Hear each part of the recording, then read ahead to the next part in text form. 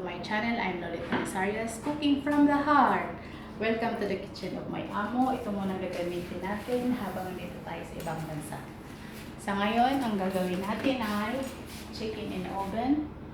Ang ingredients natin, dalawang chicken, paminta, asin, pepper, salt, butter, romarine, garlic, lots of garlic, small potato, and mushroom.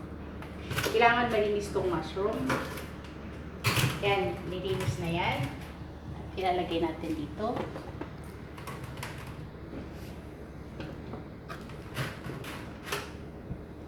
Kasama yung potato. Malinis na rin itong potato. Masarap magkamay, guys. Masarap ang kinamay. Kasama yung skin. Kasi masarap yun. Tsaka masyado siyang maliit kung babalatan mo pa.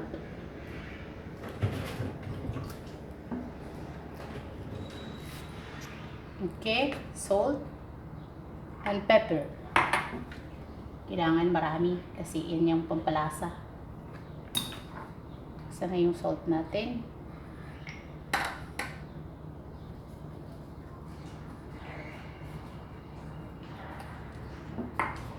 Yung garlic, kailangan lang ganito buo. Hindi mo siya kailangang balatan. Ilagay mo lang.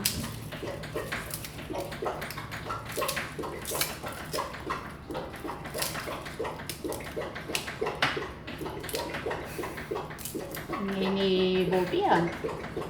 Bakit? Tapos, meron tayong herb de provence. Dahil dito, sa Pilipinas, pwede naman tayong gumamit ng ibang klase ng herb. Marami naman tayo din dito kasi herb de provence, romarine, dyan sa labas, sa loob ng chicken, yung butter, sa loob, sa labas, more salt inside,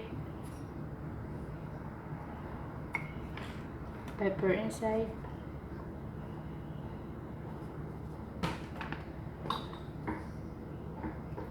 Lamas-lamas lang ng konti.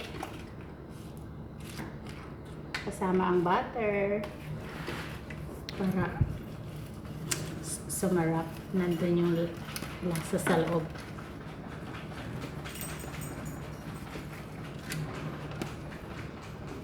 Extra pa talaga. Tapos tatali natin to siya. Sa likod, kailangan pa pala natin lagyan. Balik-balik na rin. Salt again. Kaya mag-alala guys, hindi yan maalat. Lamas ulit.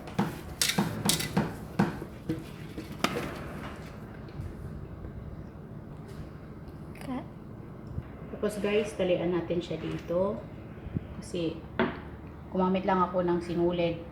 Wala kaming talagang panali na yung ginagamit sa pagluluto. Okay lang yun kasi kakat naman to. Improvise pa. Improvise. Ang mahalaga dito is nakatali siya. Ayan. Magkaharap na siya. Tapos yung isa pa ulit. At lilitsanin natin siya. Kailangan siya hanggang maging golden brown. Ayaw mo patali. Gusto mo pa yata lumipad. Oo nga, ayaw niya patali. Siya. Kumusta kayo dyan habang nagluluto? Alam nyo, di naman kailangan ng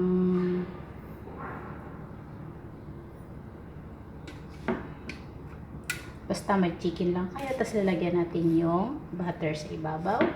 Butter sa ibabaw. Yung butter para siya maging golden brown. Tapos lagyan natin yung harap.